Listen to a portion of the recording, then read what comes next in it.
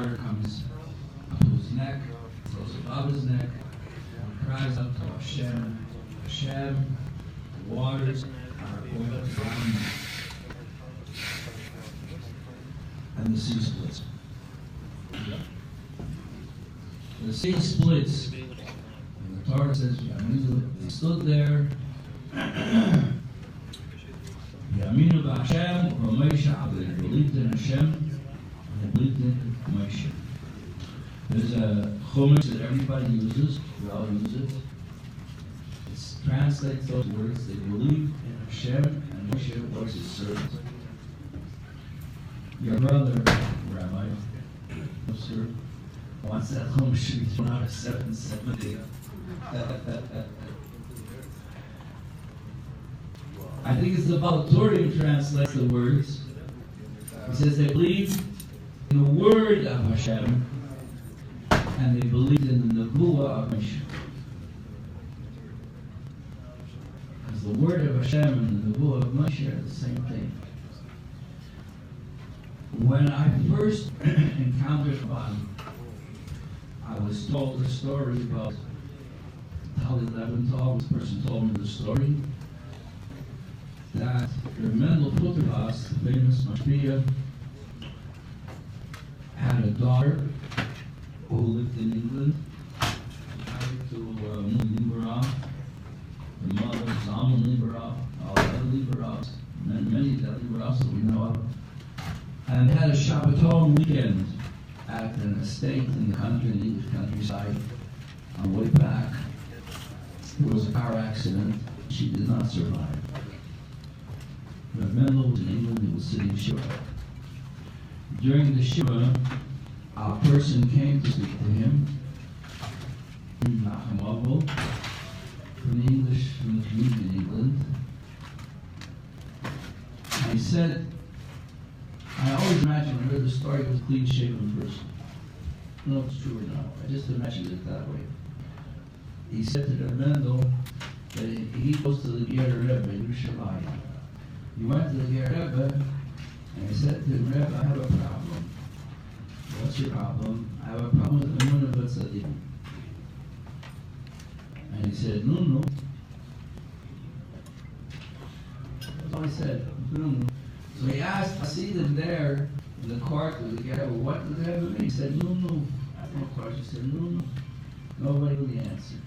He came, he asked the other people, they didn't know the answer. So he asked Mendel, what did he mean? He said, remember, I said, on the spot. He said, you have problems in the Eibishter, in Tzadikim, and the Eibishter, you don't have problems. No, you don't have problems with the Eibishter. This is where we're holding. The Yom Hilula of the Frierdiker Rebbe and the Yom, what do you say? So the Rebbe and people on the Seas saying, this is where this is this week. And we're reading about Moshe, we're reading about Nachshon, and the conclusion is very obvious. Because the Frierdiker Rebbe is Nachshon, the Frierdiker Rebbe is Moshe, all wrapped up in one.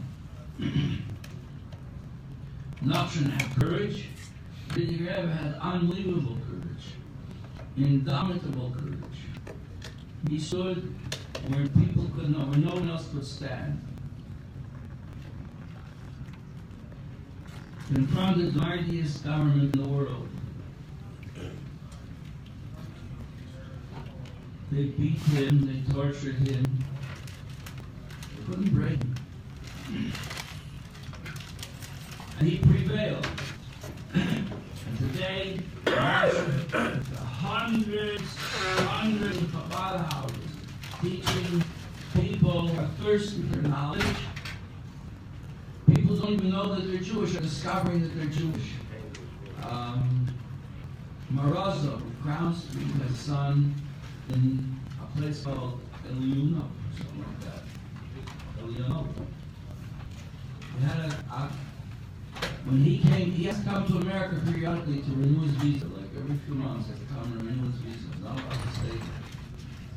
So when he left, his wife doesn't want to be alone on Shabbos, so she invited her cleaning lady. Cleaning lady's not Jewish.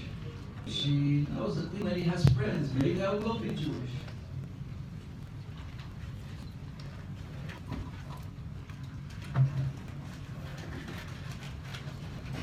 And sure enough, one of the friends of the cleaning lady turns out to be a Yidden.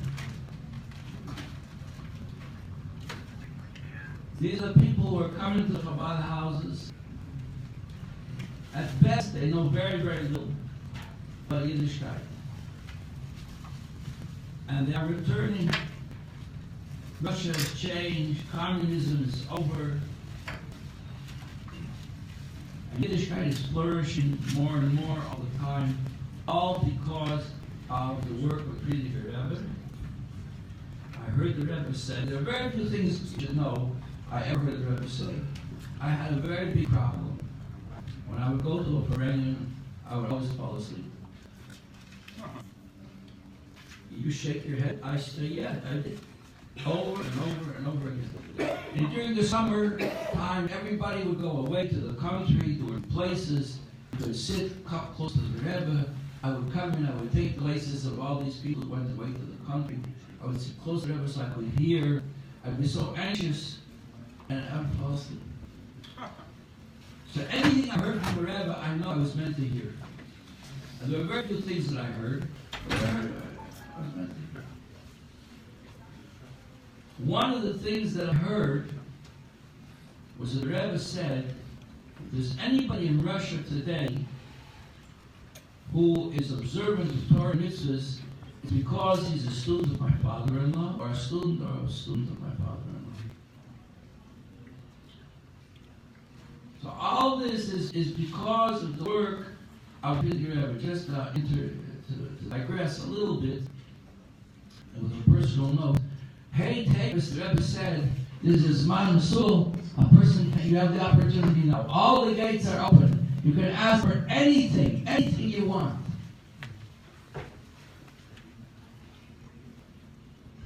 So I wrote into the Rebbe,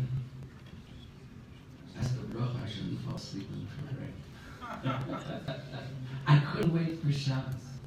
The Rebbe was going to Farbrengen, and I was sitting there. I was within hearing distance. I could hear. The Rebbe started to speak. I was listening. I was hanging on every word. And suddenly they were singing. The singing was over. Anyway, that's my Muslim.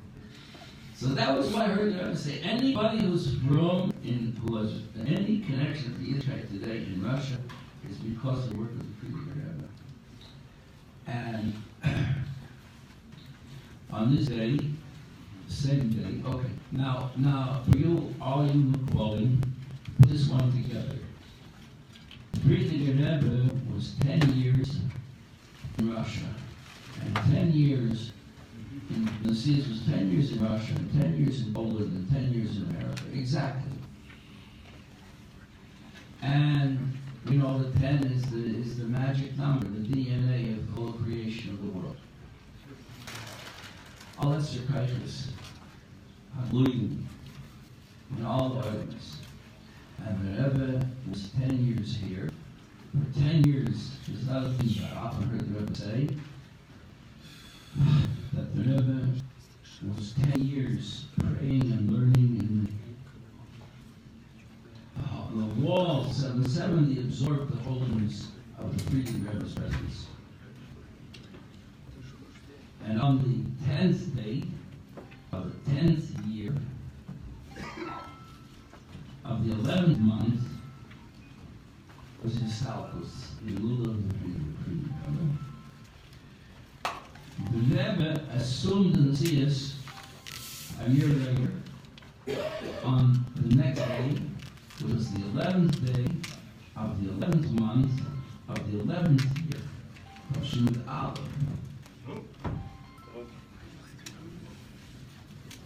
And the Rebbe is born on Yud Aleph Nisan. So the Frierdiker Rebbe's Nasias is connected with the concept of Yud, and the Rebbe's Nasias is connected with the concept of Yud Aleph. You know, I'm worried about this. Yud Aleph is what is like the Shema after everything. Keeps everything in the Seder of Yud in its place. The Mila.